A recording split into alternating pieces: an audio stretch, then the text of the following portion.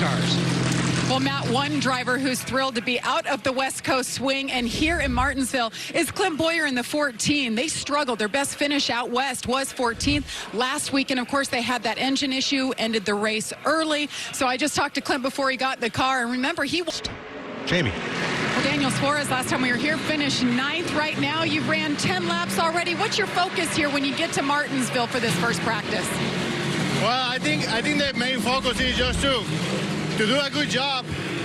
Failure there. Was there any indication, Corey, that led to the impact with the wall? It just sucks because we were just making it really good. I think we were 20th at the time, but I'll tell you, there's no coffee strong enough that'll wake you up like losing brakes into turn 1 at Martinsville. So, you know, it's not a good feeling losing brakes. It had like a half pedal, and then it felt like it blew through the seal or something. It's unfortunate because small teams like ours, we don't really bring a backup that's fully ready to go. So my guys got a lot of work ahead of them. I'll probably pitch in and help a little bit, but obviously our backup's not going to be as good as the car that we choose to bring as our primary. But I hate it for CorvetteParts.com and Keen Parts and everybody at Go Fast. They brought a really good primary car. Hopefully they can work on the backup car and make it just as good. You guys saw that backup car just go by. It's a lot of work. In place. Jamie?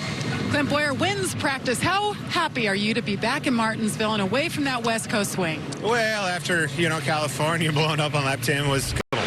And Eric Almirola off to a good start. I talked to him before he got in the car, and he said that they did a mock qualifying run this morning. That's why they jumped up to 3rd. But they are finished with practicing qualifying. He said, we are confident in our ability to be top 10 in qualifying later on. But right now their focus is race setup. He said, this place for a driver is so hard to figure out. He said, Stewart-Haas Racing brings amazing cars, great speed. But I need the seat time. I need as many laps as we can get. So right now they're on those scuffed tires from first practice.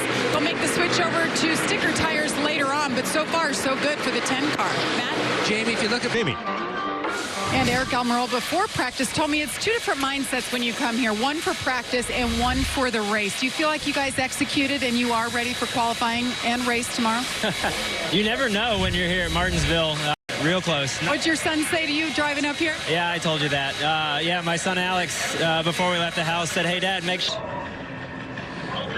Jamie. Well, after first practice, Brad Keselowski and the 2 team were searching for a little bit of speed. They had a chance to make it a little bit better there. Well, did you succeed? I couldn't hear everything you're saying. It's really loud in this garage. Did you make it better? Yeah, a little bit, yeah. Well, he certainly showed some great speed, especially over the long run in practice. You guys didn't make any mock qualifying runs. Are you feeling the pole here with considering what you had in practice? I really don't know.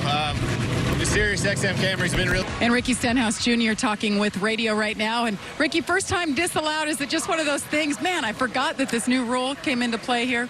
I guess I didn't really think about it being entry. Of a surprise that you qualified 29th there. Where do you feel like you guys missed it? Just couldn't get off the brake pedal and let my best. Jamie. Well, bad news for Matt DiBenedetto. He didn't advance to the final round. Good news is 22nd is your best qualifying effort here, but I hear you had 4 hot dogs. Did that help you or hurt you today? It's tradition, man. You got to stop by the old hot dog stand. On their tires, share the front row. But I think we made that call back in round number 1. If you could make that pay dividends, it would certainly pay off. And it certainly did for Joey Logano. Jamie. Joey Logano came on the radio. He ran that extra lap, and you said, man, I couldn't hold my breath any longer. What was that final round like? I don't know why every time I qualify here, I'm huffing and puffing. It looks hopefully. How about that number 1 pit box? How important is that for you guys for tomorrow? It's important. Pit road here. All right, so in both practices today, Brad Keselowski and this 2 teams looking for a little bit of speed, and then bam, you guys make it to the final round, and that is your best qualifying effort at Martinsville. How'd you guys make the comeback? I like that stat, Jamie. Got anything else to make me feel good?